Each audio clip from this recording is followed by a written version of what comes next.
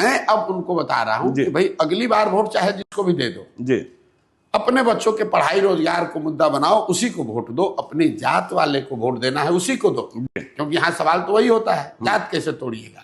हम मन से कह रहे हैं जी अपने जात वाले को देना है दो, लेकिन अगर अपने जात वाले को दूध देते हो, बेचते हो, तो दूध 50 रुपए का है तो 50 रुपए की कीमत लेते हो। मिठाई बेचते हो, मिठाई की कीमत लेते हो। जी तो जब 50 रुपए का दूध अपने जात वाले को मुफ्त में नहीं दे रहे हो, तो लाखों रुपए का अपना वोट अपने जात वाले को मुफ्त में क्यों दे रहे हो? बिल्कुल, जात वाले को दो, अगर वही तुम्हारी इच्छा है तो, लेकिन कम से कम अपनी वोट की कीमत तो मांगो, उसके लिए उसे तो वसूल लो, पढ़ाई और रोजगार तो मांग लो। और यही इस अभियान की ताकत है। ये जब मैं बात बोलता हूं तब इसमें कहीं स्कोप बचा नहीं, क्योंकि मैंने किसी की शिकायत की नहीं। जिसने जो किया उसके लिए उसके सम्मान और लोगों से कहा भाई हाँ भाई इस आदमी ने काम किया है। लेकिन ये भी बता रहे हैं कि नहीं, हम लोगों से गलती ये हुई है कि हमने अपने बच्चों के पढ़ाई रोजगार के लिए वोट नहीं दिया। तो इस बार वोट एक बार नहीं, हम हर भाषण में कम से कम 5 बार ये कहते हैं कि वोट जिसको देना है दो। जन स्वराज अभियान सिर्फ एक ही संकल्प दिला रहा है कि वोट आप अपने बच्चों के पढ़ाई और रोजगार के लिए दो।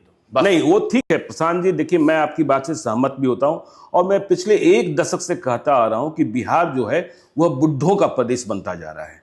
और आपने भी पदयात्रा में यह बात कही, और यह बात बहुत पॉपुलर भी हुई और वायरल भी होता रहता है कि बिहार में 2 ही तरीके के लोग हैं, अमीर का बच्चा पढ़ने जाएगा और गरीब का बच्चा कमाने जाएगा, फिर यहां बूढ़े लोग ही रह जाएंगे।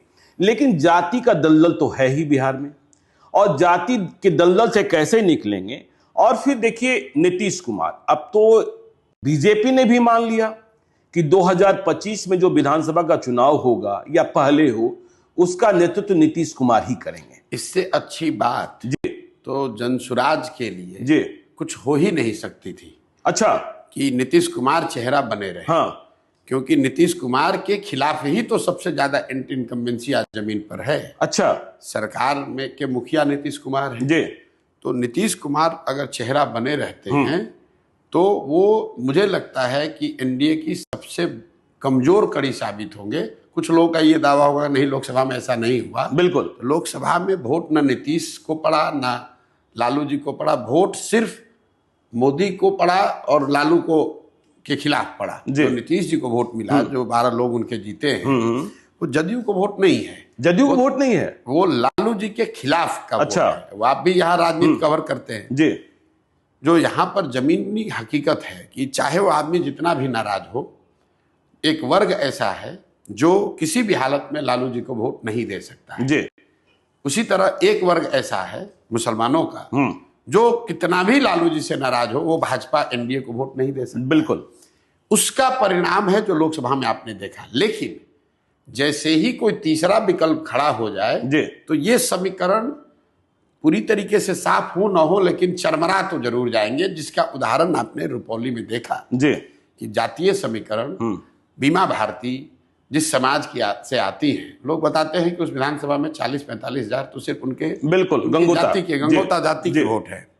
यादव समाज वहां 15 हजार है, 45 हजार मुसलमान है जी। उस मुताबिक से कम 1,10,000 वोटर तो आरजेडी के हुए। बिल्कुल, उनको वोट आया 32 हजार और तीसरे नंबर पे रहे। नीतीश कुमार जी और एनडीए की जो बात है, आप लोग बताते हैं सब लोग की पूरा अति पिछड़ा इन्हीं का है, इन्हीं पर सबका प्रभाव है। तो वहां पर अति पिछड़ों की संख्या करीब करीब 90,000 है। वो पूरा क्षेत्र ही अति पिछड़े का है। धानुक है, केवर्त है, तमाम जातियां। उनके कलाधर मंडल हार गए। जीता कौन?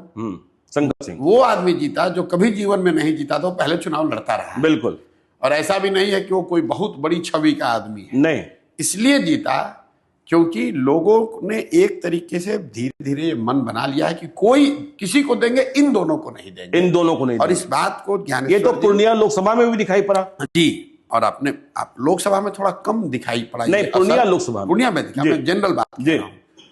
बिहार के नजरिए से जब वोट होगा तो धीरे धीरे, मेरा जो अपना अनुभव 2 साल में मैंने देखा कि चाहे आप राजद के वोटर हैं, जदयू के वोटर हैं या भाजपा के वोटर हैं, 2/3 वोटर यहां पर यह मानता है कि बिहार में एक बेहतर विकल्प होना चाहिए, कुछ नया होना चाहिए। बिल्कुल, कौन होना चाहिए इस पर विवाद हो सकता है। इस पर ही तो जिच है। नहीं, वो ठीक है जी, लेकिन इतना तो मानिए, आप भी मानेंगे कि समाज में 2/3 से ज्यादा लोग चाहते हैं कि बिहार में बदलाव हो, नया विकल्प आए। अब जब लोग बदलाव के लिए तैयार हैं तो जो सबसे बेहतर विश्वसनीय व्यक्ति फॉर्मेशन दिखेगा, संभावना यही है कि लोग उस तरफ जाएंगे। नहीं, आप कह रहे थे प्रशांत जी कि देखिए यदि नीतीश कुमार चेहरा होते हैं तो एनडीए की सबसे कमजोर कड़ी होंगे, तो क्या नीतीश कुमार मिट जाएंगे, एनडीए बिहार में खत्म हो जाएगा? नहीं। आप लोकसभा चुनाव के पहले भी आप भविष्यवाणी कर रहे थे कि नीतीश कुमार को 5 सीटें नहीं मिलेंगी। आपने सुना नहीं क्या? जी जी, लोकसभा चुनाव के समय नहीं, जी, जो बयान दिया उसको निकलवाइए। मैंने कहा महागठबंधन था जी, कि महागठबंधन के साथ अगर नीतीश कुमार लड़ेंगे जी, तो उनको 5 सीट भी नहीं आएगा, और भाजपा के साथ लड़े तो उसकी कोई बात नहीं। जी, और उस बयान की वजह